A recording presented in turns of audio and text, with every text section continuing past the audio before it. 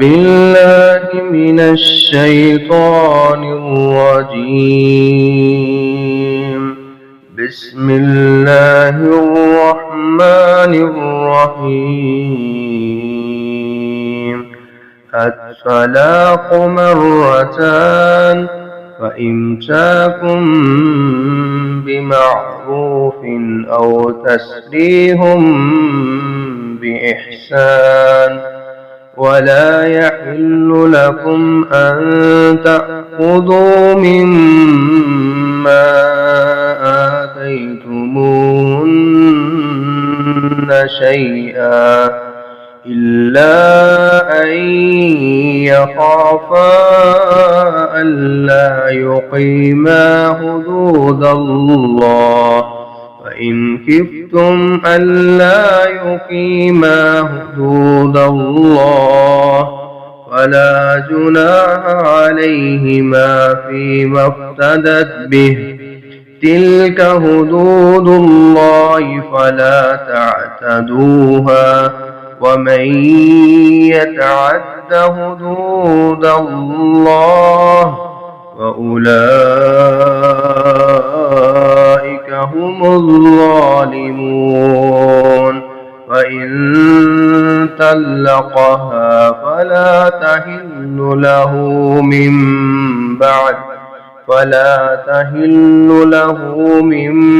بعد حتى تنكح زوجا غيره. فإن طلقها فلا جناح عليهما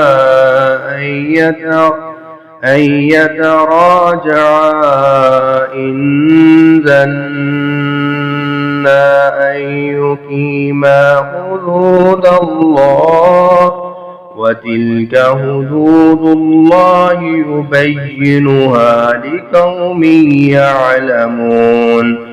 وإذا طلقتم النساء فبلغن أجلهن فأمسكوهن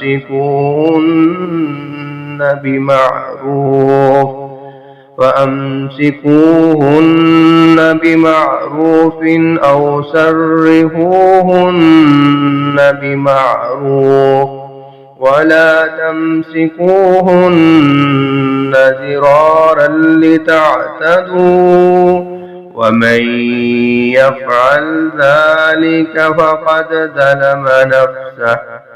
ولا تتخذوا آيات الله هزوا، واذكروا نعمة الله عليكم وما أنزل عليكم من الكتاب والحكمة يعظكم به، واتقوا الله واعلموا أن الله بكل شيء عليم। ये तलाक़ रजाई 2 बार है, फिर या तो अच्छे तरीके से रख लेना है या नेकी के साथ छोड़ देना है।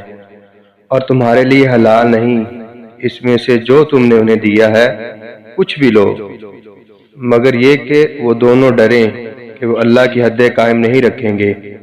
फिर अगर तुम डरो कि वो दोनों अल्लाह की हदें कायम नहीं रखेंगे तो उन दोनों पर उसमें कोई गुनाह नहीं।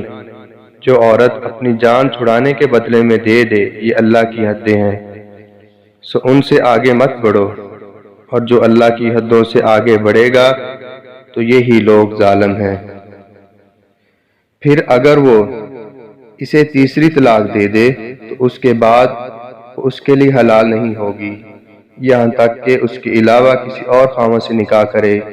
फिर अगर वो इसे तलाक दे दे तो पहले दोनों पर कोई गुनाह नहीं कि दोनों आपस में रुजू कर ले, अगर समझें कि अल्लाह की हदें कायम रखेंगे और ये अल्लाह की हदें हैं। वो इन्हें इन लोगों के लिए खोल कर बयान करता है जो जानते हैं। और जब तुम औरतों को तलाक दो बस वो अपनी इद्दत को पहुंच जाएं तो उन्हें अच्छे तरीके से रख लो या उन्हें अच्छे तरीके से छोड़ दो, और इन्हें तकलीफ देने के लिए ना रखो ताकि उन पर ज्यादती करो, और जो ऐसा करे सो बिलाशुबा उसने अपनी जान पर जुल्म किया। اور اللہ کی آیات کو مذاق نہ بناؤ، اور اپنے آپ پر اللہ کی نعمت یاد کرو، اور اس کو بھی جو اس نے کتاب و حکمت میں سے تم پر نازل کیا ہے، وہ تمہیں اس کے ساتھ نصیحت کرتا ہے، اور اللہ سے ڈرو اور جان لو کہ بے شک اللہ ہر چیز کو خوب جاننے والا ہے۔